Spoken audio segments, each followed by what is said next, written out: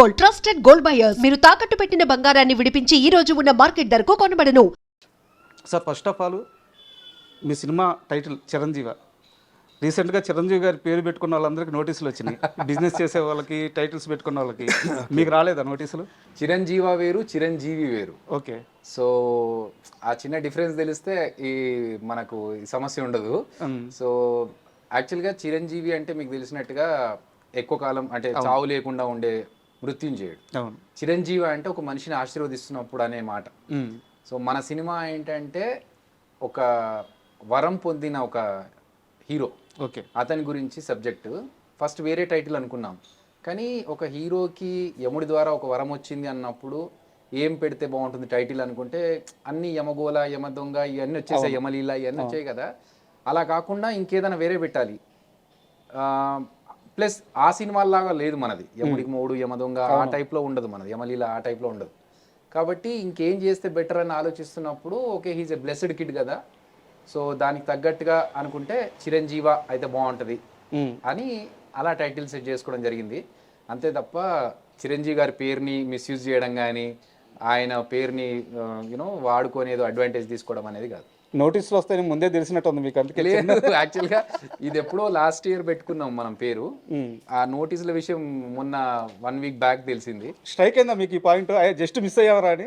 లేదండి, అంటే టోటల్గా డిఫరెంట్. ప్లస్ చిరంజీవి గారికి కూడా నేను చెప్పాను, ఓకే సార్ ఈ సినిమా పేరు చిరంజీవి అని పెట్టుకున్నాను సార్, ఇది కాన్సెప్ట్ అని చెప్తే ఆయన చాలా కొత్త కాన్సెప్ట్ అయ్యా, బాగుంది, నువ్వు చేయగలవు అవి అని చెప్పి ఆయన అప్రిషియేట్ చేశారు. ఓకే. సో అలాంటిది ఏదైనా ఉంటే అక్కడ నుంచి బయటకు రాగానే పక్కనే నోటీసులు వచ్చాయి, పక్క పంపియండి రైట్ అని. సో ఇది మనది చిరంజీవి కాదు, చిరంజీవ.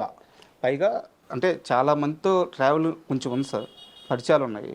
చాలామంది చెప్పేది ఏంటంటే ముఖ్యంగా మీలాంటి అంటే ఒక జబర్దస్త్ లాంటి ఒక స్టేజ్ నుంచి అంచెలంచెలుగా ఎదుగుతూ వచ్చిన మీ బ్యాచ్ ఏదైతే ఉందో ఆయనకి భయంకరమైన ఇష్టం అంట చిరంజీవి. చాలా ఇష్టం అండి చిరంజీవి గారికి. జబర్దస్త్ అంటే ఎంత ఇష్టం అంటే ఆల్మోస్ట్ ఇప్పటికీ నేనైతే ఒక 10-15 సార్లు పర్సనల్గా వెళ్ళి కలిశాను. బట్ మా జబర్దస్త్ టీం అందరినీ పిలుచుకొని మరి ఆయన ఒకసారి ఇంట్లో అందరినీ పిలిచి కలుసుకున్నారు. ఆయనకు పద్మ విభూషణ్ వచ్చినప్పుడు కూడా చాలామంది మా జబర్దస్త్ నుంచి వెళ్ళి ఆయన్ని, నేను పర్సనల్గా వెళ్ళాను అది వేరే విషయం, కానీ మా టీం అందరూ కలిసి వెళ్ళి ఆయనని విష్ చేసి అంటే అందరికీ టైం ఇచ్చారు. సో అంతేకాకుండా జబర్దస్త్లో ఉన్న చాలామంది సినిమాల్లో, ఆయన సినిమాల్లో కూడా చేయడం జరిగింది. ఆయన బాగా ఎంజాయ్ చేశారు షో.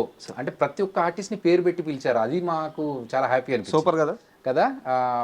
ఈవెన్ మా గడ్డం నవీన్, జబర్దస్త్లో చేసిన గడ్డం నవీన్ ఒకసారి మేము సైరా సినిమా రిలీజ్ అయినాక వెళ్ళి కలవడానికి వెళ్తే, ఏం నవీన్ నీకు ధృవ సినిమా కంటే కొంచెం పెద్ద క్యారెక్టర్ పడ్డదా అని అడిగారు ఆయన. అంటే అంత గుర్తు పెట్టుకున్నారు.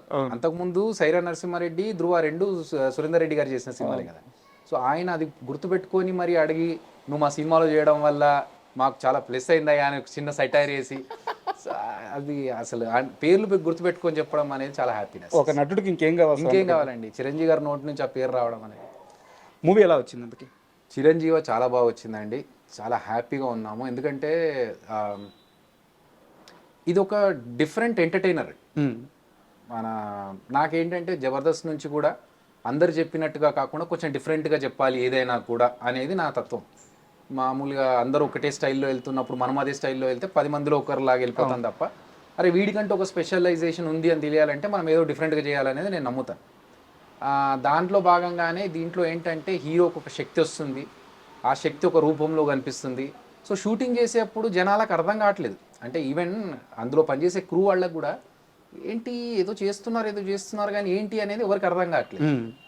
ఒక్కసారి మనం సీజీలో అన్ని షార్ట్స్ అన్నీ అయిపోయిన తర్వాత, ఆ ఎఫెక్ట్స్ అన్నీ వేసుకున్న తర్వాత, సీజీ షార్ట్స్ పడ్డ తర్వాత, టీజర్ వచ్చినా ట్రైలర్ వచ్చినా మా క్రూ అందరూ మళ్ళీ మెసేజ్లు పెట్టి, సార్ మీరు అప్పుడు చేసినప్పుడు ఏదో అనుకున్నాం కానీ ఇంత బాగా వస్తుంటే మాకు అసలు అర్థం కాలేదు, ఈ కాన్సెప్ట్ అనేది అవుట్పుట్ చూసిన తర్వాత కానీ వాళ్ళకి అర్థం కాలేదు. సో నా వరకు నేను చేసిన వర్క్ బాగుంది అని అనుకుంటున్నాను. అది ఆడియన్స్ కూడా చూసి బాగుంది అంటే ఐ విల్ బి హ్యాపీ. అభి గారు, ఒక serious question and straight question. ఈ సినిమా మీరు అనౌన్స్ చేసే టయానికి రాజ్ తరుణ్ లైఫ్ చాలా బాగుండేది. అవును. సినిమా షూట్కి వెళ్ళే టయానికి రాజ్ తరుణ్ లైఫ్లో చాలా జరిగిపోయాయి. కరెక్ట్. తనకు సంబంధం లేకుండా, తన ప్రమేయం లేకుండా కొన్ని జరిగిపోయాయి. తను కొంత ఓపికగా ఉండడం వల్ల, తన తప్పు వల్ల కూడా కొన్ని జరిగినాయి. ఫైనల్గా ఒక స్టేజ్ ఎలా వచ్చిందంటే సార్, తను ఒక ప్రెస్ మీట్కి వచ్చాడు, లాస్ట్ మూవీ ప్రెస్ మీట్కి వస్తే అక్కడ కూర్చొని చూస్తున్నాం రాజ్ తరుణ్ గారిని, ఆ చెయ్యి షివరింగ్ ఆగట్లేదు ఆయనకి, అది ఆగట్లేదు, మనిషి సన్నగా అయిపోయాడు, మాట బయటకు రావట్లేదు. అలాంటి సిచ్యువేషన్లో ఉన్న ఒక మనిషితో మీరు షూటింగ్ ఎలా చేయించుకోగలిగారు? So Chiranjeevi first day shoot అప్పటికి చాలా పెద్ద కాంట్రవర్సీ జరుగుతుంది. అవును. మనము అలాగని చెప్పేసి షూట్ ఆపుకునే పరిస్థితి లేదు. Shoot day first day announce చేసాము, అన్ని సెట్ గిట్ అంతా మాట్లాడేసుకుని రెడీ అన్న తర్వాత ఆయనకు ఫీవర్ 1 or 2 ఫీవర్లో ఉన్నారు. ఓకే. కానీ షూట్కి వచ్చి క్యారవాన్లో కూర్చొని ట్యాబ్లెట్ వేసుకొని కాస్త రెస్ట్ తీసుకొని మళ్ళీ వచ్చి షార్ట్ చేసి మళ్ళీ వెళ్ళి పడుకొని షార్ట్ రెడీ అయినప్పుడు మళ్ళీ వచ్చారు. మీరు అన్నది నేను కూడా పర్సనల్గా చూశాను. నేను ఇట్లా చెయ్యి వెనకాల వీపులో ఇలా పెట్టి భయ్యా అని మాట్లాడుతున్నప్పుడు మొత్తం బాడీ షివరింగ్లో ఉంది. అవును. మీరు చెయ్యి చూశారు కదా, మొత్తం బాడీ షివరింగ్లో ఉంది. ఓకే. సో అంత షివరింగ్లో కూడా ఆయన డెడికేషన్తో ఏ డైలాగ్ కూడా మిస్ అవ్వకుండా చెప్పినప్పుడు భయ్యా కొంచెం ఎనర్జీ పెంచాలి ఇక్కడ, మనకు సినిమా చూపిస్తాం ఆ స్టైల్లో ఉండాలి, ఎనర్జీ మీది ఆ రేంజ్లో ఉండాలి అన్నప్పుడు ఆయన మళ్ళీ దాన్ని పర్ఫామ్ చేసి మళ్ళీ. సో ఆయన ఎప్పుడు కూడా నేను ఇలా చెయ్యను అని అనలేదు, చాలా కంఫర్టబుల్గా ఉన్నారు. అండ్ మేము కూడా ఎప్పుడు పర్సనల్ విషయాలు బయట షూట్లోకి వచ్చిన తర్వాత అసలు ఆ టాపిక్ గురించి కానీ చుట్టుపక్కల ఏం జరుగుతుంది అనేది కానీ అసలు ఎప్పుడు డిస్కస్ చేసేవాళ్ళంట. మన షూట్కు రాగానే మార్నింగ్ భయ్యా ఇదిగో ఇది సీన్స్ మీవి, ఇలా చేద్దాం అనుకుంటున్నాం, ఇలా చేద్దాం అనుకుంటున్నామని ఆయనను వేరేలాగా డైవర్ట్ చేసి సినిమాలోకి తీసుకెళ్ళాం తప్ప ఎప్పుడు ఈ పర్సనల్ విషయాలు మాట్లాడితే మళ్ళీ అది ట్రిగ్గర్ అవుతుంది. సో అది హాంట్ చేస్తూ ఉంటుంది మళ్ళీ పర్ఫార్మెన్స్లో, అందుకని ఆ టాపిక్స్ చేయలేదు. అండ్ ఆయన కూడా ఆ బయట జరుగుతున్న విషయాలను ఎప్పుడు ఇక్కడ తీసుకురాలేదు, షూట్లో ప్రభావం పడేలాగైతే ఆయన బిహేవ్ చేయలేదు. అభి గారి జర్నీ అనేది ఈ రోజుది కాదు, కనీసం 23 సంవత్సరాలు అవుతున్నట్టుంది, అంతేనా? రైట్. 23 ఏళ్ళుగా మీరు డైరెక్షన్ బై అభినయ్ కృష్ణ ఈ పేరు వేసుకోవడానికి 23 ఏళ్ళ నుంచి కష్టపడుతున్నారు. ఇలాంటి ఒక ప్రోడక్ట్ని కన్సీవ్ చేసేటప్పుడు వై రాజ్ తరుణ్? ఎందుకంటే ఈ ఇంటర్వ్యూకి వచ్చే ముందు రాజ్ తరుణ్ లాస్ట్ హిట్ ఏదని చెప్పేసి నేను ఆలోచించుకున్నా, గూగుల్లో ఎతికితే నాకు దొరకద్ది.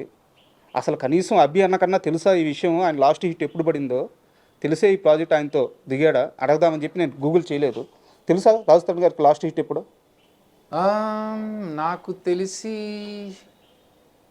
సినిమా చూపిస్తాం ఆ తర్వాత పెద్ద హిట్స్ ఏమి లేవు, బట్ డీసెంట్ మూవీస్ చేసుకుంటూ వెళ్ళిపోతున్నారు. ఎందుకంటే ఆయన తిరగబడరా స్వామి కావచ్చు, లేకపోతే పురుషోత్తముడు కావచ్చు, భలే ఉన్నాడు, ఇవన్నీ వస్తున్నాయి.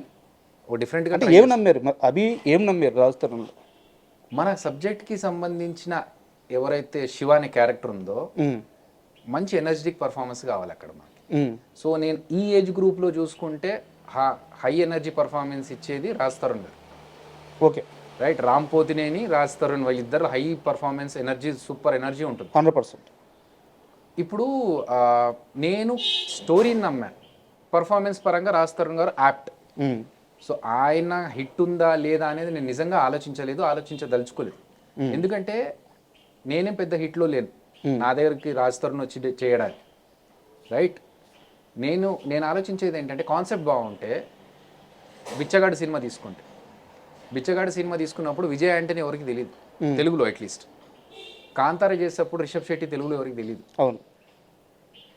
మన తెలుగులో కూడా చాలా సినిమాలు ఎగ్జాంపుల్స్ ఉన్నాయి ఈ మధ్యకాలంలో హిట్ అయిన సినిమాలు తీసుకుంటే. అలా కాన్సెప్ట్ బాగుండి యాక్టర్ పర్ఫార్మెన్స్ బాగుంటుంది అనుకుంటే చాలనుకున్నాను నేను. ఓకే. ఎందుకంటే దీని ద్వారా ఆయనకు మంచి బ్రేక్ వచ్చి సినిమా మంచిగా ఆడితే ఇద్దరికీ లైఫ్ ఉంటుంది. అవును. అంతే తప్ప నాకు హిట్లో ఉన్న హీరో వచ్చి చేస్తే నాకు నిలబడుతుంది అనేది నేను ఎప్పుడు ఆలోచించలేదు.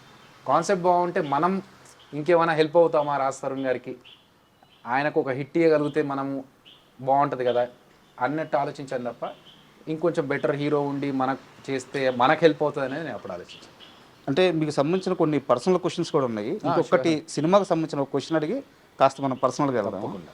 Subscribe iDream Media. Please do subscribe to iDream. Please subscribe to iDream Media. For best entertainment and information, please subscribe iDream. And don't forget to subscribe to iDream.